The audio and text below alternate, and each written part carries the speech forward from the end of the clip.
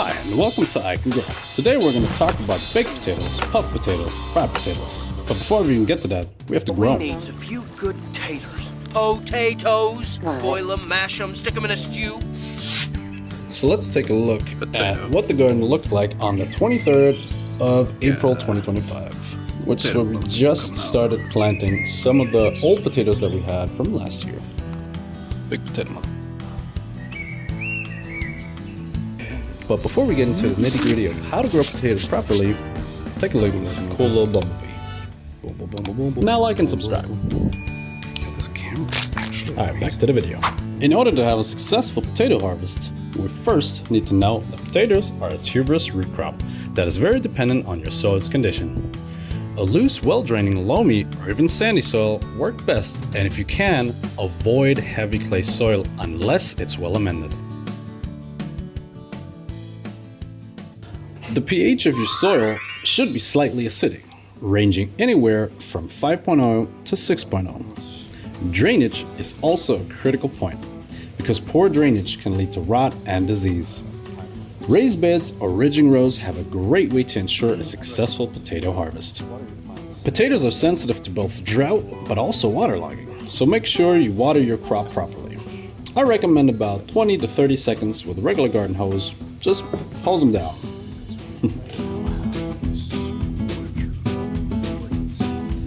Oh, what's this? Focus, I guess. Berries? How did I get in there? My phone does not want to. Awkward. I guess this must be from the next video. Gotta make sure to stay tuned to never miss an episode again.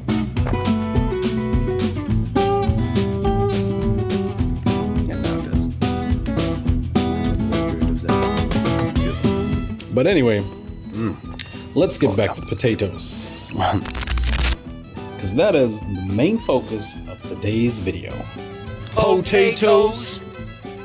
The ideal nutrition for your plants should be an almost balanced NPK ratio. For example, 4-4-4, 10-10-10, or 8-10-10. That also works throughout the entire cycle.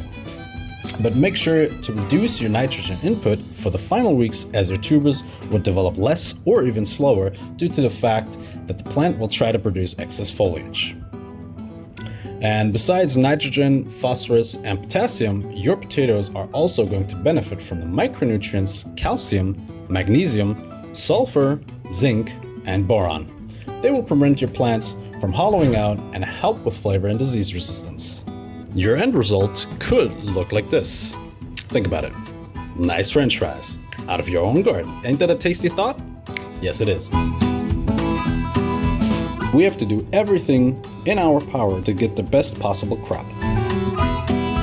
Select a spot where your plants get at least 6 hours of sunlight, because with insufficient sunlight, your potatoes will become leggy and less productive. Now, you will want to plant your crop either in March to April or May to June, depending on the select potato variety that you've chosen.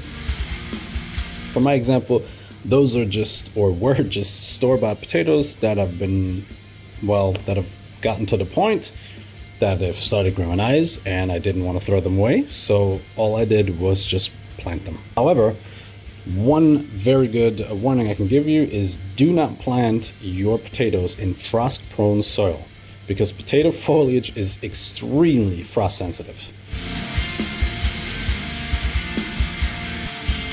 But because we have spotted a little bit of an issue in the garden, we're now going to be on full blight control.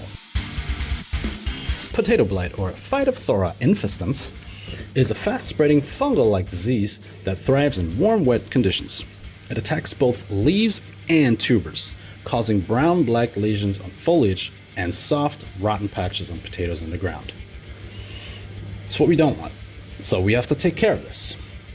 The key to beating blight is catching it early. Look for dark, water-soaked spots on the leaves, usually starting at the tips or edges. These are quickly turning brown and drying out, leaving a burnt look. You may also notice a white, fuzzy mold underneath the leaves during humid mornings. Now, what to do if you see blight? If you spot these signs, act fast. First, remove any infected leaves, don't compost them, burn them or dispose of them in the trash. Now, harvesting with blight. If blight hits late in the season and your potatoes are mostly mature, cut the foliage off completely and leave the tubers underground for 2 to 3 weeks. This helps toughen the skins and avoids spreading spores during harvest. Then lift and store them in a cool, dry, dark place.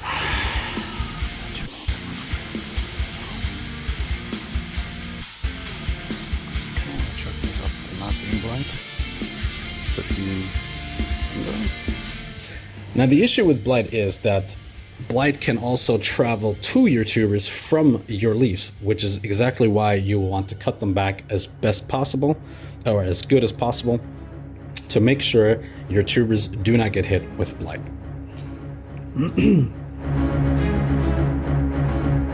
Now, usually I would also space them properly. For example, 30 to 38 centimeters, which is like 12 to 15 inches apart.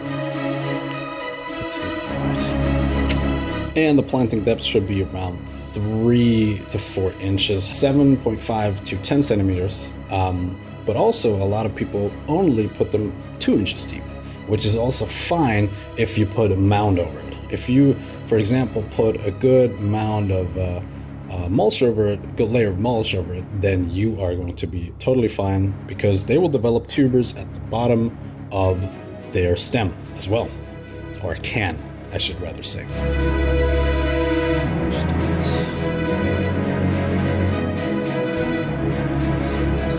If you enjoyed this video, make sure to hit that little like button right there, and stay tuned for more.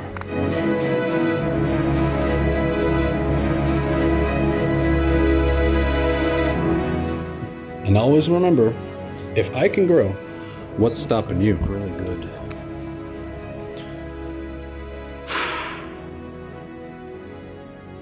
Wait and see.